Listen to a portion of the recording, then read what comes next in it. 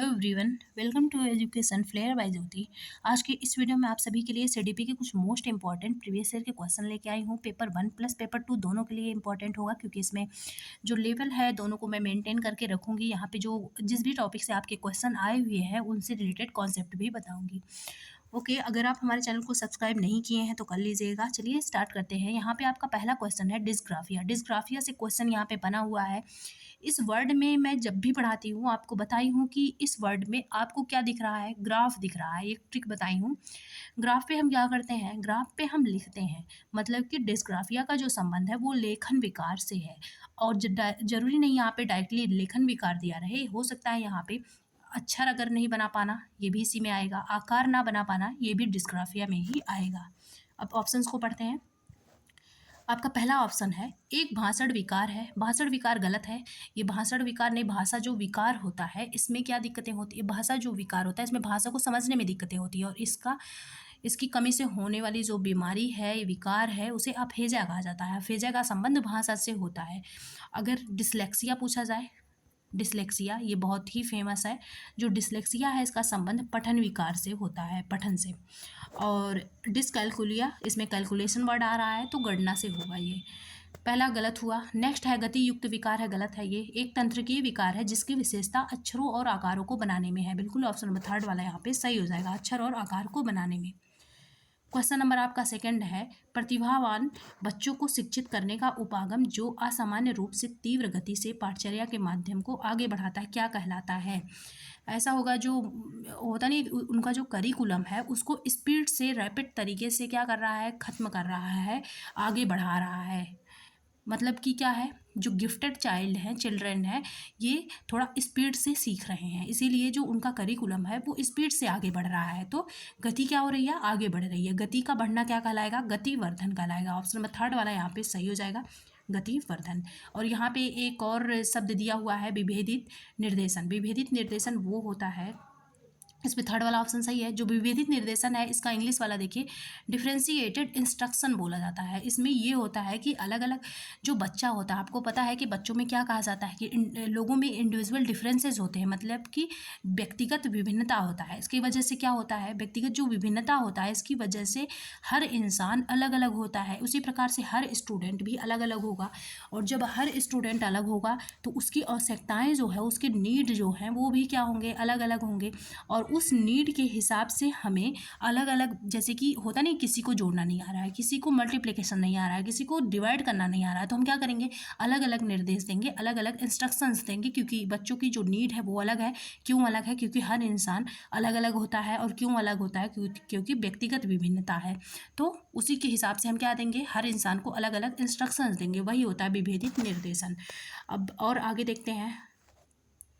यहाँ पे जो संवर्धन है, ये वर्ड देखिए, जो इनरिचमेंट बोला जाता है, इसमें जैसे कि टीचिंग लर्निंग मटेरियल हो, जितनी भी पढ़ाई लिखाई में काम आने वाली चीज़ें हों, चाहे वो पढ़ाने का तरीका हो, टीचिंग मेथड हो, टीचिंग लर्निंग मटेरियल हो, इन सबका प्रचुरता यही कहलाता है। इन सबका प्रॉपर मात्रा में, प्रॉपर क्वान्टिटी में अवेलेबल होना, यही आपका संवर्धन कहलाता है, इनरिचमेंट कहलाता है। नेक्स्ट क्वेश्चन नंबर 3 है यहाँ पे। शिक्षक जो समावेशी कक्षाओं की दिशा में काम कर रहे हैं। एक शिक्षक है जो समावेशी शिक्षा, इसमें आपको वर्ड आ रहा होगा इंक्लूसिव एजुकेशन। ये समावेशी शिक्षा या कक्षा उसे ही बोला जाता है। समावेशी उसे कहते हैं, इंक्लूसिव इसे कहते हैं जिसमें आपका जो गिफ्टेड चाइल्ड है वो भी हो, डिसेबल वाला बच्चा वो भी हो, जो वीक बच्चा है पढ़ने में वो भी हो, और जो आपका होता नहीं, अच्छा बच्चा है, बुरा बच्चा है, कम अच्छा बच्चा है, विकलांग है, आंखों से दिखता नहीं, सारे बच्चे एक साथ एक रूम में जब एजुकेशन ग्रहण करते हैं, उनको शिक्षा दी जाती है, तो वही आपकी समावेशी शिक्षा है। तो यही आपका हुआ समावेशी शिक्षा। अब इसमें क्या होना चाहिए, ऐसी शिक्षा के लिए अलग अलग जो निर्देशन होते हैं वो भी दिए जाने चाहिए, साथ में अलग अलग जो टीचिंग मेथड हैं वो भी अलग अलग होने चाहिए, अलग अलग टीचिंग लर्निंग मटेरियल्स होने चाहिए, क्योंकि बच्चे अलग अलग हैं, सबकी नीड्स अलग अलग है। अब ऑप्शंस को यहाँ पे पढ़ते हैं हम, कौन सा सही है। पहला है पाठचर्या में अनुकूलन। बिल्कुल सही है। क्रिएट करिकुलम एडाप्टेशन, जो करिकुलम है उसमें अनुकूलन की संभावना हो, एडाप्टेशन की संभावना हो, ताकि अगर किसी बच्चे को की वजह से उसमें थोड़ी सी चेंजिंग करनी है तो हम चेंजिंग कर पाएँ। फिर विविध दृष्टिकोणों को शामिल करें, जो अलग अलग दृष्टिकोण होते हैं, पर्सपेक्टिव होते हैं, उन्हें भी क्या करना, शामिल करना, अलग अलग तरीकों को शामिल करना। ये भी सही है, ये भी सही है। अपने स्वयं के अंतर्निहित पूर्वाग्रहों की जाँच करना, ऑप्शन नंबर थर्ड वाला भी सही है। जो खुद का होता नहीं, अपने अंदर टीचर जो है, जो भी उसका टीचिंग मेथड है, उन सब की क्या करे, जांच करे कि हाँ ये परफेक्ट जा रहा है या फिर नहीं। Option number. और नेक्स्ट वाला देखते हैं, बाधा के रूप में देखिए, ये गलत है। बाधा के रूप में हम विविधता को, डाइवर्सिटी को नहीं देख सकते हैं। तो यहाँ पे जो सही आंसर हो जाएगा first, second, third, option number second वाला सही हो जाएगा।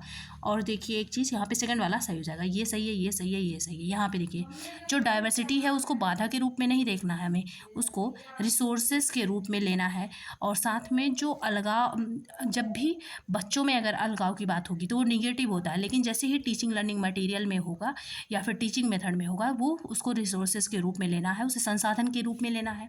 और जो बच्चों की मदर टंग होती है, मातृभाषा, उसको भी संसाधन के रूप में लेना है। नेक्स्ट क्वेश्चन, क्वेश्चन नंबर 4 है यहाँ पे, शैशवावस्था में समाजीकरण की, जो एडोलेसेंस वाला एज है, इसमें समाजीकरण की क्या होती है, संस्थाएं होती हैं। इसमें समाजीकरण जैसे कि एज कितने प्रकार का होता है, 3 पार्ट में से डिवाइड किया गया है मुख्यतः। एक तो आपका आता है इन्फेंसी स्टेज, दूसरा आता है आपका चाइल्डहुड, जिसे बाल्यावस्था इसे बोलते हैं, और जो इन्फेंसी स्टेज है उसे बोलते हैं शैशवावस्था, शैशवा जो यहाँ पे दिया गया है। और जो एडोलेसेंस है इसे बोला जाता है किशोरावस्था। तो ये 3 एज डिवाइड किए गए हैं, जिसमें पहला वाला कौन है, पहला, सबसे पहला जो एज है, जब बच्चा पैदा होता है उसके बाद से कौन सी एज आती है, आपकी शैशवावस्था आती है। जब बच्चा पैदा होता है तब कौन सी एज होती है, शैशवावस्था होती है। इसकी एज कितनी होती है, 0 to 2 ईयर। तो शैशवावस्था में अगर समाजीकरण होगा तो वो क्या होगा, पहला होगा, क्योंकि पहली एज है ये, पहली एज में पहला होगा। जो दूसरी एज है बाल्यावस्था, इसमें माध्यमिक होगा। और जो तीसरी अवस्था है किशोरावस्था, इसमें क्या होगा, इसमें आपका तृतीयक होगा। तो देखते हैं हम ऑप्शंस को यहाँ पे, तृतीयक किस में होगा, किशोरावस्था में होगा। माध्यमिक किस में होगा, माध्यमिक आपका दूसरी वाली एज है, क्योंकि किशोरावस्था में इसलिए होगा क्योंकि किशोरावस्था तीसरे पे आता है। माध्यमिक बीच में कौन आता है, आपका बाल्यावस्था, इसमें होगा ये। और जो प्राथमिक में कौन आता है, प्राथमिक में आता है आपका शैशवावस्था, इन्फेंसी स्टेज। तो ये प्राथमिक में होगा। आप देखते हैं ऑप्शन कौन सा सही होगा। शैशवावस्था में समाजीकरण की, यहाँ पे प्राइमरी आएगा। फिर है, जबकि प्रारंभिक बाल्यावस्था में समाजीकरण की संस्थाएं भी महत्वपूर्ण होती हैं, तो यहाँ पे माध्यमिक आ जाएगा, क्योंकि ये दूसरे नंबर पे आता है। ऑप्शन में सेकंड वाला सही हो जाएगा, प्राइमरी एंड सेकेंडरी।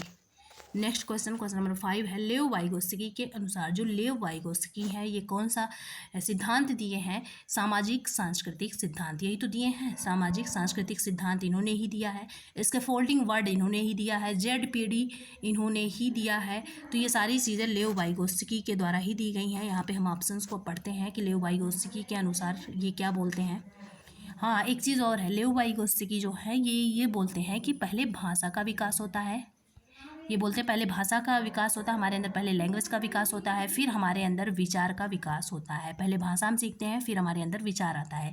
जबकि अगर पियाजे की बात की जाए तो इसका उल्टा वो बताते हैं, वो बोलते हैं कि पहले विचार आता है हमारे मन में, फिर भाषा हम सीखते हैं। जबकि वाइगोत्स्की की बात हो तो भाषा से विचार की तरफ जाएंगे। अब ऑप्शन, सामाजिक कारक भाषा विकास को प्रभावित करते हैं परंतु संज्ञानात्मक विकास को नहीं, गलत है ये। संज्ञानात्मक विकास को भी प्रभावित करते हैं। संज्ञानात्मक विकास क्या होता है, जिसमें हम वो सारे डेवलपमेंट आ जाएंगे जिसमें हम माइंड यूज़ करते हैं, जैसे कि तर्क देना, सोचना, समझना, प्रॉब्लम सॉल्व करना, ये सारे। संज्ञानात्मक विकास भाषा विकास को सुगम बनाता है। फिर है, संज्ञानात्मक विकास भाषा विकास एक दूसरे से स्वतंत्र रूप से विकसित होते हैं, गलत है। भाषा विकास संज्ञानात्मक विकास को सुगम बनाता है। अब आपको कन्फ्यूज़न जानते किस में होगा, आपका जो कन्फ्यूज़न होगा वो इस वाले ऑप्शन में होगा, साथ में इस वाले ऑप्शन में होगा। इसमें बोला गया है संज्ञानात्मक विकास, मतलब कि विचार हम इसे बोल सकते हैं, बुद्धि बोल सकते हैं, विचार ही तो बुद्धि, जो विचार है वो संज्ञानात्मक विकास ही तो है, दूसरे फॉर्म में बस बोला गया। इसीलिए मैं बोलती हूँ कि जब भी आप क्वेश्चन किया करिए, अगर आप किसी टीचर के साथ प्रीवियस ईयर करेंगे तो वो आप मान लीजिए अगर अभी आप अपने आप से पढ़ते होते तो आप आंसर देखते चले जाते, लेकिन यहाँ पे क्या है, यहाँ पे मैं पढ़ा रही हूँ तो मैं आपको बता रही हूँ कि हाँ, संज्ञानात्मक विकास का मतलब, अगर आपको जरूरी नहीं है कि डायरेक्ट विचार मिल जाए, अगर विचार वर्ड नहीं आ रहा है तो उसके लिए हम संज्ञानात्मक विकास भी यूज कर सकते हैं, क्योंकि विचार संज्ञानात्मक विकास के अंतर्गत ही आता है। तो यहाँ पे क्या हो रहा है, यहाँ पे विचार से किसकी तरफ जा रहे हैं, भाषा की तरफ। ऐसा क्या बोलते हैं लियो वाइगोत्स्की? नहीं, ऐसा कौन बोलता है, ऐसा बोलते हैं पियाजे। अगर पियाजे के अनुसार यहाँ पे क्वेश्चन होता तो आप यही आंसर लगाते सेकंड वाला, लेकिन यहाँ पे वाइगोत्स्की के अनुसार है। वाइगोत्स्की क्या बोलते हैं, वाइगोत्स्की बोलते हैं पहले भाषा का विकास होता है, देन आपका संज्ञानात्मक विकास, मतलब कि विचार आता है, क्योंकि संज्ञान से ही तो विचार आएगा, संज्ञानात्मक विचार तब आता है। अब इससे आप ये भी लगा सकते हैं, इसके लिए ट्रिक आप, अगर नहीं आपको भाषा विचार भाषा में कन्फ्यूज़न हो रहा हो तो लेओ वाइगोत्स्की के हिसाब से आप भावी याद कर लीजिए। भावी मतलब भाषा, पहले भाषा फिर विचार, लेओ वाइगोत्स्की भावी, बस इतना याद कर लीजिए वर्ड, लेओ वाइगोत्स्की भावी, मतलब पहले भाषा का विकास देन विचार आता है। विचार को ही हम क्या कहेंगे, संज्ञानात्मक विकास कहेंगे। ऑप्शन नंबर 4 वाला सही हो जाएगा, क्योंकि विचार संज्ञानात्मक विकास के अंतर्गत ही आता है। ऑप्शन नंबर 4 वाला यहाँ पे सही हो जाएगा। Language development facilitate cognitive development. Next question number आपका 6 है। लॉरेंस कोहलबर्ग, इन्होंने कौन सा सिद्धांत दिया है, मोरल डेवलपमेंट का। लॉरेंस कोहलबर्ग के नैतिक तर्क के किस स्तर पर बच्चे आमतौर पर मानते हैं कि लोगों को समाज की अपेक्षाओं पर खरा उतरना चाहिए और अच्छे तरीकों से व्यवहार करना चाहिए। ऐसा कब मानते हैं बच्चे, कब अच्छा व्यवहार करते हैं, और ऐसा इसलिए करते हैं क्योंकि खुद को दिखाने के लिए, खुद को अच्छा बनाने के लिए, खुद की प्रशंसा के लिए करते हैं। तो हम किस पे जाएंगे, प्रशंसा वाले एज पर जाएंगे। तो चलिए हम देखते हैं यहाँ पे जो ये लॉरेंस कोहलबर्ग हैं, ये मोरल डेवलपमेंट का सिद्धांत दिए हैं, जिसमें उन्होंने बोला है, जो नैतिक विकास का सिद्धांत इन्होंने दिया है, इसमें क्या किया है, तीन भाग में इन्होंने बांट दिया है। फिर 3 लेवल में पहले उन्होंने बांटा है, फिर हर लेवल में 2-2 स्टेजेस हैं। तो कितना हो गए टोटल, 6 स्टेजेस हो गए, 3 लेवल हो गया। ये लॉरेंस कोहलबर्ग का नैतिक विकास का सिद्धांत है। अब इसमें क्या है, पहला स्टेज इनका क्या है, पहला ये है पूर्व पारंपरिक स्तर, जिसे इंग्लिश में बोला जाता है प्री कन्वेंशनल, ये पहला है। दूसरा क्या है, पारंपरिक स्तर, ये दूसरा है। तीसरा क्या है, उत्तर संक्रियात्मक अवस्था, जिसे पोस्ट कन्वेंशनल बोला जाता है। तो पहले में आप देखिए, जो पहला आपका है पूर्व पारंपरिक स्तर, प्री कन्वेंशनल स्टेज है, इसमें आपका पहला आता है आज्ञा एवं दंड, आज्ञा व दंड आता है पहले। देन आपका आता है ईगोसेंट्रिक, आत्म केंद्रित। दूसरा क्या है, आत्म केंद्रित ईगोसेंट्रिक, जिसे बोला जाता है अहम केंद्रित भी बोला जाता है। तो इसमें 2 चीज़ें हैं, आज्ञा व दंड है पहला, दूसरा है आत्म केंद्रित। पहले स्टेज की बात मैं कर रही हूँ, पूर्व परंपरागत जो वाला है, इसमें पता चल गया होगा आज्ञा दंड और है आत्म केंद्रित। अब दूसरा जो है आपका, दूसरा क्या है, पारंपरिक, जो इसे कन्वेंशनल बोला जाता है। इसमें आपका आ जाएगा प्रशंसा। तो इसका क्या आंसर हो जाएगा, यही हो जाएगा। ऑप्शन 3 वाला यहाँ पे आंसर हो जाएगा, क्योंकि अच्छा वर्ड आ गया ना, गुड गर्ल गुड बॉय, किसी समाज को दिखाने के लिए कोई काम कोई करता है अच्छा बनने के लिए, तो इसमें इसी वाले स्टेज में ऐसा होता है। प्रशंसा हो गया। और नेक्स्ट है समाज के प्रति सम्मान। इसमें समाज के प्रति सम्मान होता है, सम्मान वर्ड याद रखिएगा, समाज के प्रति इसमें सम्मान होता है। समाज के लिए वो कोई काम अगर करता है तो सम्मान के साथ करता है, अपने मर्जी से करता है। अब ये हो गया। फिर हम अब 3 वाला स्टेज देखेंगे, उत्तर संक्रियात्मक। इससे डायरेक्ट प्रश्न बनता है, नहीं आ रहा होगा तो नोट डाउन कर लीजिएगा। 3 वाला जो आपका उत्तर पर संक्रियात्मक अवस्था है, इसमें क्या आता है, इसमें जो 5th है और 6th है, यही तो आएगा, क्योंकि 2-2 पार्ट में इन्होंने बांटा है। 3 पहले लेवल बोले हैं, फिर 2-2 पार्ट में बांट दिए हैं सबको। तो यही 2 वाला बता रही हूँ मैं अब। तो 5वें में आता है आपका सामाजिक समझौता। अब उसमें बच्चा सम्मान के साथ कर रहा था, लेकिन अब यहाँ पे इंटरेस्ट के साथ कर रहा था, लेकिन अब यहाँ पे समझौते की एज आ गई, क्योंकि यहाँ किशोर अवस्था चल रहा होता, बच्चे इसमें स्वतंत्रता ज़्यादा चाहते हैं। और फिर 6 और लास्ट स्टेज आपकी है विवेक की अवस्था। विवेक की अवस्था ये लास्ट है, क्योंकि आपको पता है, ट्रिक से याद कर लीजिए कि लास्ट में सबको बुद्धि आ ही जाती है, विवेक आ ही जाता है। ये आ गया। इसमें अच्छा वाला है प्रशंसा, 3 वाला सही हो जाएगा, ऑप्शन नंबर 3 वाला। नेक्स्ट क्वेश्चन देखते हैं, क्वेश्चन नंबर 7 है। निम्नलिखित कथनों को पढ़िए और सही विकल्प का चयन कीजिए। कथन क्या है आपके एजर्सन और रीजन से क्वेश्चन आया हुआ है। शिक्षकों और साथियों जैसे अधिक जानकार अन्य लोगों के साथ बातचीत शिक्षार्थियों को उनकी समझ और कौशल को विकसित करने में मदद करने के लिए आवश्यक और समर्थन मार्गदर्शन प्रदान करती हैं। बिल्कुल सही कहा जा रहा है। यहीं पे यहाँ पे कहा जा रहा है कि मान लीजिए कोई छोटा बच्चा है या फिर कोई कम नॉलेज वाला है, अगर वो अपने से बड़े किसी की बात सुनता है, किसी को कोई बिहेवियर करते हुए देखता है, तो क्या होता है उसका उसका जो नॉलेज है छोटे बच्चे का वो इंक्रीज होता रहता है, वो सीखता रहता है बड़े बच्चे से, वो क्या करता है सीखता रहता है, लर्निंग वाला प्रोसेस हो रहा होता है। इसके जो स्किल्स हैं, बड़े वाले बच्चे के जो स्किल्स हैं वो इसके अंदर आते रहते हैं। जैसे कि आप अपने बड़े भाई बहन का क्या करते थे, अनुकरण करते थे। अगर आपके बड़े भैया कुछ कर रहे हैं तो उनको देख के आप भी करने की कोशिश करते थे, चाहे वो छोटा काम हो या फिर बड़ा। तो यही होता है कि इसमें स्किल्स जो होते हैं वो डेवलप होते हैं। ऑप्शन फर्स्ट वाला सही है। फिर है मतलब एजर्सन जो है ये सही है अभिकथन। फिर कारण वाला देखते हैं। सामाजिक संपर्क सीखने और विकास का एक प्रमुख घटक है। इसका कहने का तो यही मतलब है ना, अगर हम किसी से सीख रहे हैं तो सामाजिक संपर्क ही है, और ये इससे क्या हो रहा है, सीखना लर्निंग वाला जो प्रोसेस है वो हो रहा है। तो सही है, दोनों सही है, एक्सप्लेनेशन भी कर रहा है। नेक्स्ट क्वेश्चन देखते हैं। क्वेश्चन नंबर 8 है आपका। अधिगम के लिए आकलन का मुख्य लक्ष्य क्या है। अधिगम के लिए जो आकलन होता है, असेसमेंट होता है, वो 3 टाइप्स का होता है। एक तो अधिगम के लिए होता है जिसे फार बोलते हैं, फार वाला होता है अधिगम के लिए जिसे बोला जाता है। और दूसरा होता है का आकलन, ऑफ बोला जाता है, अधिगम का आकलन। और तीसरा होता है एज, अधिगम के रूप में आकलन। 3 होता है, या तीनों इसी टाइम पे आप जो है समझ लीजिएगा, इससे क्वेश्चन बनना निश्चित होता है। तो फार अधिगम के लिए आकलन क्या होता है, ऐसा होता है जिसमें मान लीजिए मैं अभी आपको क्या पढ़ा रही थी, कोहलबर्ग का नैतिक विकास का सिद्धांत थोड़ा सा बताई थी। उसमें मैं अभी पूछ लूँ आपसे कि ये बताइए कोहलबर्ग के नैतिक विकास का सिद्धांत, उसमें कितने लेवल हैं, कितने स्टेजेस हैं। मैं ऐसे आपसे क्वेश्चन करूं तो मैं क्यों कर रही हूं, क्योंकि मैं चाह रही हूं कि आप सभी सीखें। अधिगम के लिए मैं सिखाने के लिए कर रही हूं।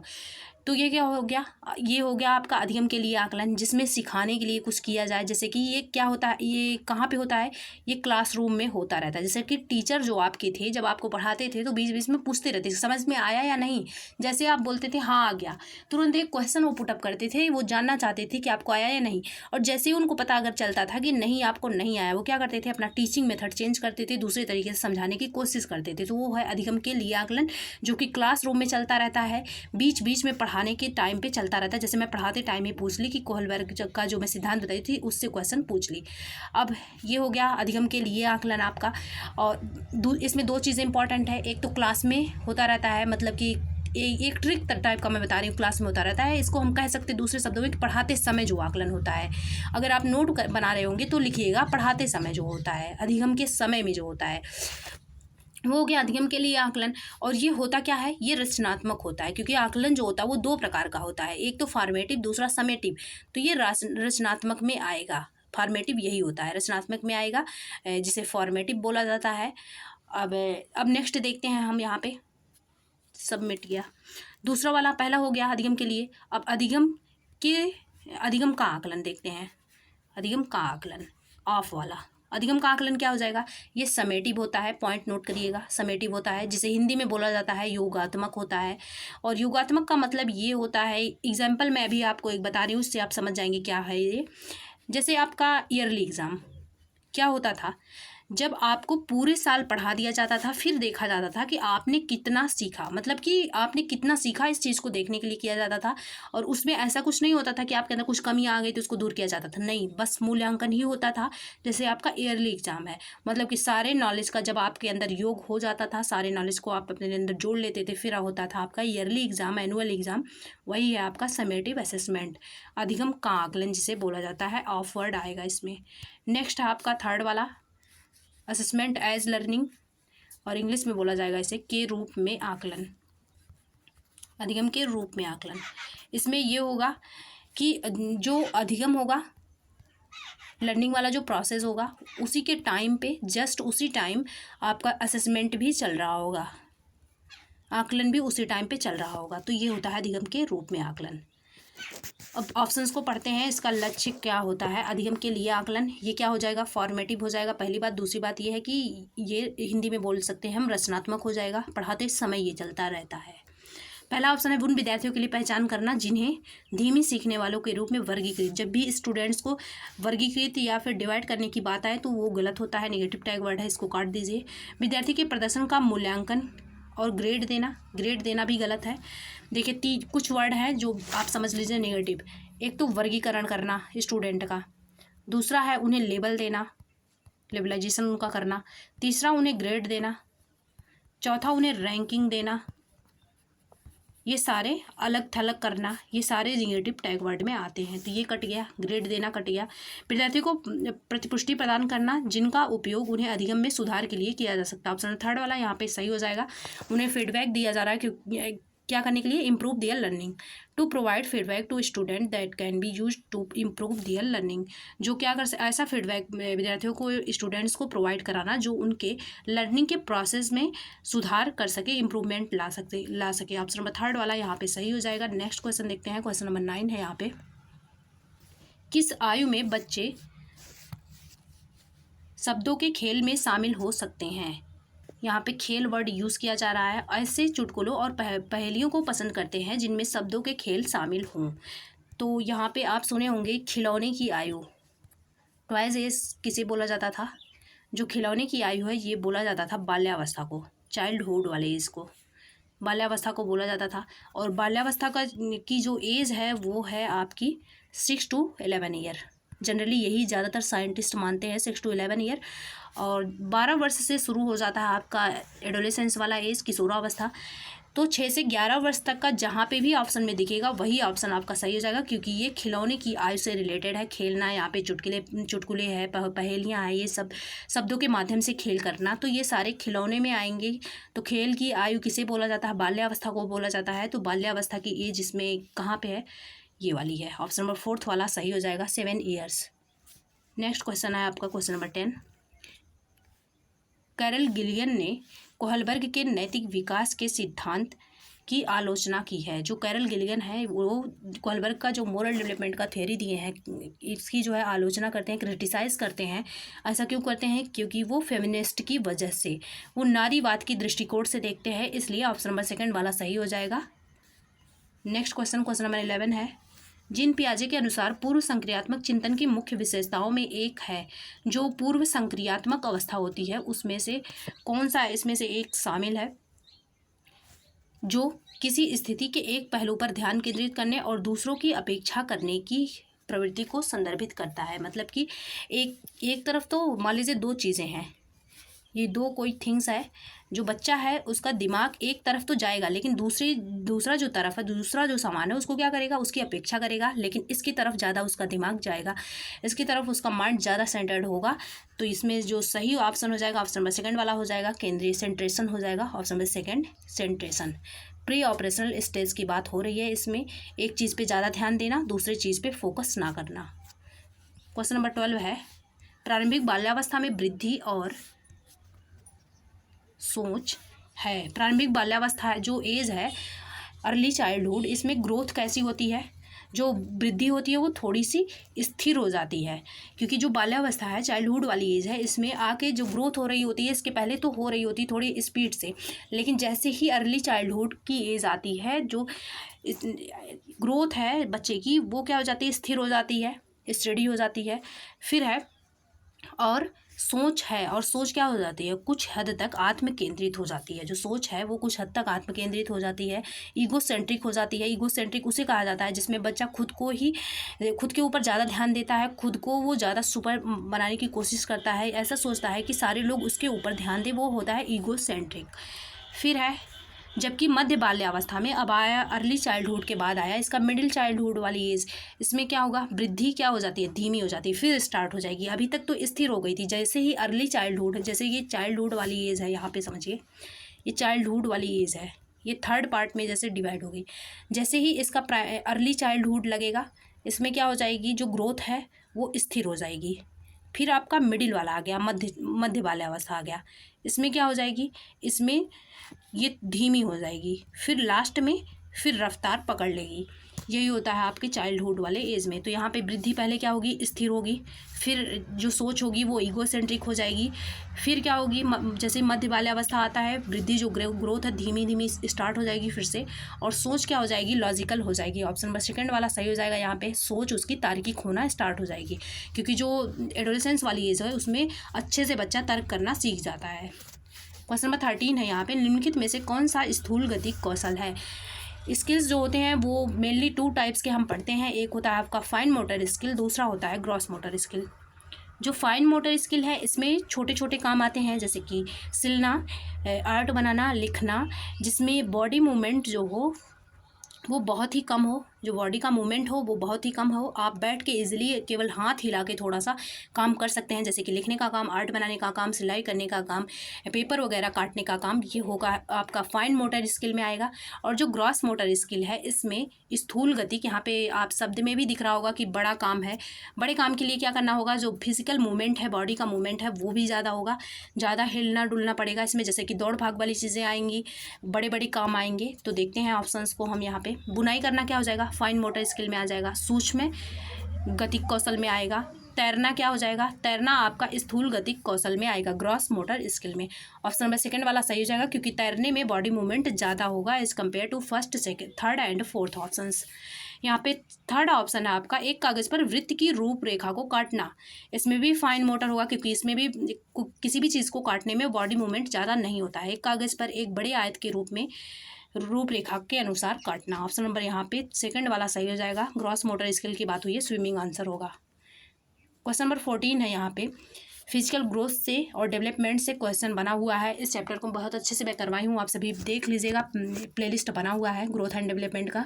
Physical growth and development follow the, ये क्या फॉलो करते हैं, फिजिकल ग्रोथ और डेवलपमेंट जो होते हैं ये 2 टाइप्स के होते हैं। पहला तो जो होता है ये होता है सेफेलोकॉर्डल, ये देखिए यहाँ पे दिया है, और दूसरा होता है जो टॉप टू डाउन चलता है, दूसरा होता है proximo distal, inner to outer चलता है।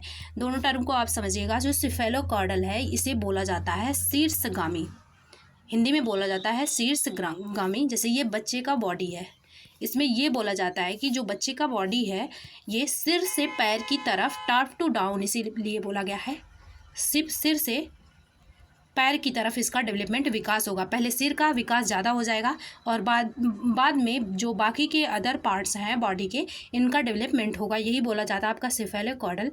ट्रिक के लिए आप सभी याद कर लीजिएगा, क्योंकि इसका जो स्पेलिंग है वो शुरू हो रहा है CEPS से। सी से आप याद कर लीजिए सिर और P से याद कर लीजिए पैर। सिर से पैर की तरफ जो डेवलपमेंट चले वही होता है सेफेलोकॉर्डल। टॉप टू डाउन, पहले सिर का विकास देन अदर बॉडी पार्ट्स का डेवलपमेंट। फिर है दूसरा समझिए प्रॉक्सिमो डिस्टल, जो समीपस्थ है। इसमें ये बोला जाता है ये बच्चे का बॉडी है, इसमें जो बच्चे का सबसे पहले विकास होगा वो सेंटर वाले पोर्शन का होगा, देन जो बच्चे का हाथ है, पैर है, इसका विकास होगा। तो जो केंद्र है इसका केंद्र का विकास सबसे पहले होगा। जो सेंटर में जो बॉडी पार्ट्स हैं उनके विकास सबसे पहले होंगे, लास्ट में हाथ पैर बाहरी जो शरीर है उनका विकास होगा। तो ये आंतरिक से बाहर की तरफ जाता है, दूसरा जाता है सिर से पैर की तरफ, ऊपर से नीचे की तरफ, यही दोनों हैं। तो वृद्धि और विकास किसका पालन करेंगे, शीर्षगामी और समीपस्थ। ऑप्शन में सेकंड वाला यहाँ पे सही हो जाएगा। क्वेश्चन नंबर 15 है आपका, हार्वर्ड गार्डनर से क्वेश्चन बना है, कल ही परसों में मैं वीडियो अपलोड की हूँ, देख लीजिएगा। इससे हर बार एक क्वेश्चन जरूर बनता है। हार्वर्ड गार्डनर के अनुसार एक दर्शन शास्त्री के पास जो फिलासफर होता है उसके पास कौन सी बुद्धि होगी। फिलासफर क्या करते हैं, ज़्यादातर सोचते विचारते रहते हैं, सोच विचार वाली चीज़ें उसमें ज़्यादा होती हैं, और वो किसी के मन, किसी के विचार, दर्शन शास्त्री जो होते हैं उसके बारे में बताते रहते हैं। ऐसा क्यों बताते हैं, क्योंकि वो खुद में ही डूबे रहते हैं, खुद के बारे में खुद को ऑब्जर्व करते रहते हैं, इसी बेस पे दूसरों के बारे में भी बताते हैं। तो इसमें कौन सा गुण आएगा, जो खुद में ही डूबा रहता है, खुद में ही बिजी रहता है, खुद को ही ज़्यादा समझता है, वो हो जाएगा इंट्रापर्सनल। ऑप्शन में थर्ड वाला सही हो जाएगा, इंट्रापर्सनल। और जो अंतर्वैयक्तिक है, इसमें क्या होता है, इसमें दूसरों के बारे में ज़्यादा समझा जाता है। ये ऑप्शन में थर्ड वाला यहाँ पे सही हो जाएगा, जो फिलासफर बनता है। साथ में मूर्तिकार, और मूर्तिकार के पास किस प्रकार की बुद्धि होगी। जो मूर्तिकार होता है उसमें अधिक स्थान वाली बुद्धि, स्पेशियल वाले माइंड्स ज़्यादा होते हैं। जिसमें स्पेशियल वाले माइंड का डेवलपमेंट ज़्यादा होता है वो क्या बनता है, वो आपका बनता है इंजीनियर है जैसे, और मूर्तिकार है, चित्रकार है, ये सारे यही होते हैं। ऑप्शन नंबर थर्ड वाला सही हो जाएगा यहाँ पे, अंतः व्यक्तिक और दिक् स्थान। मूर्तिकार के पास ये और दर्शन शास्त्री के पास अंतः व्यक्तिक, इंट्रापर्सनल। क्वेश्चन नंबर 16 है, जो अनुभवात्मक अधिगम किस पर बल देता है? अनुभवात्मक अधिगम है, ये किस पर बल देगा? अनुभवात्मक अधिगम का मतलब क्या है कि ऐसा अधिगम का मतलब होता है सीखना, लर्निंग। सीखने का प्रोसेस तो हो, लेकिन वो किस बेस पे हो, किसके द्वारा हो, वो अनुभव से होके गुजरे, वो अनुभव से होके गुजरे। और अनुभव कब मिलेगा? जब आप एक्टिविटी करेंगे, कोई चीज़ खुद से देखेंगे, खुद से करेंगे, तो अनुभव उसी तभी आपको अनुभव होगा। तो जो सीखने का प्रोसेस हो वो अनुभव से होकर जाए, तो यही होता है अनुभवात्मक अधिगम। अब ये किस पर बल देगा? आलोचनात्मक प्रतिबिंबन के महत्व पर, importance of critical reflection. Option number third वाला यहाँ पे सही हो जाएगा। और आलोचनात्मक चिंतन वो होता है जिसमें माइंड से कई तरीके से चीज़ों को सोचा जाए। ऑप्शन नंबर थर्ड वाला यहाँ पे सही हो जाएगा। आज के लिए बस इतना ही, बाकी नेक्स्ट क्वेश्चन मैं नेक्स्ट वीडियो में कराऊंगी। ओके, अगर क्लास पसंद आए तो सब्सक्राइब कर लीजिएगा, शेयर कर दीजिएगा। Thanks for watching.